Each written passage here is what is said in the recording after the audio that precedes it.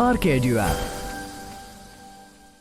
देखो स्टूडेंट्स, आपको next question दिया है, if T3 is equal to 20, T6 is equal to 160, then find Sn। It is for GP, geometric progression के लिए उन्होंने आपको बोला है। अभी T3 मतलब third term of the sequence दिया है, T6 मतलब सिक्स टर्म दिया है, आपको Sn मतलब 7 टर्म का आपको एडिशन फाइंड करना है। देखो सम ऑफ n टर्म क्या होता है, a in bracket r raise to n minus one upon r minus one, मतलब आपको a और r का वैल्यू मिलना जरूरी है। a क्या होता है आपका, your a is first term and your r is common ratio. तो ये दोनों अगर मिलते तो इसके लिए हम लोग को ये दो वैल्यू दिए, उससे आपको कॉमन टर्म फर्स्ट टर्म मिलेगा एंड कॉमन रेशो मिलेगा। देखो कैसे, T3 दिया है, T6 दिया, मतलब रैंडमली कौन सा भी टर्म दिया है, मतलब जनरली कौन सा भी टर्म दिया है, is nothing but general term दिया है। So we are using general term of the sequence for GP.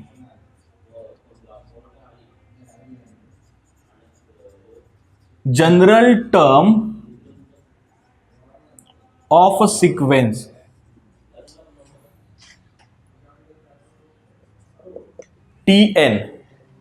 Tn is equal to a in bracket r raised to n minus 1. It is a formula. So एक बार 3 डालता हूं, put n is equal to 3. So T3 is equal to a in bracket r raised to 3 minus 1 2. तो a कितना, T3 कितना आपका 20 AR square. Okay, then T6, put n equal to 6 now, n equal to 6, so T6 AR raised to 6 minus 1 a into r raised to 6 minus 1, so T6 कितना आपका, देखो T6 is 160, 6 minus 1 कितना आएगा 5 r raised to 5। इसको 2 लेता हूं, इसको 1 लेता हूं, ठीक है। अभी देखो इसके एक साइड में नंबर है, इसमें a और r के टर्म, इसमें भी a और r के टर्म है। मैं काम करता हूं, इक्वेशन 2 को इक्वेशन 1 से डिवाइड करता हूं। डिवाइड किया तो क्या होगा, आपका a कट हो जाएगा, आपको कम से कम r का वैल्यू तो मिलेगा। r का वैल्यू मिला तो किसी भी इक्वेशन डाल दो, आपको a का वैल्यू मिलेगा, क्योंकि पहले a और r का वैल्यू फाइंड करना जरूरी है, तो ही आपका आंसर आएगा। Equation 2 divide equation 1, equation 2 divide equation 1। What is equation 2, 160 upon AR raise to 5 divide, इसका लेफ्ट हैंड साइड 20, इसका right hand side AR square. Okay, अभी देखो ठीक से, 0 गेटिंग आंसर, 2 8 जा 16।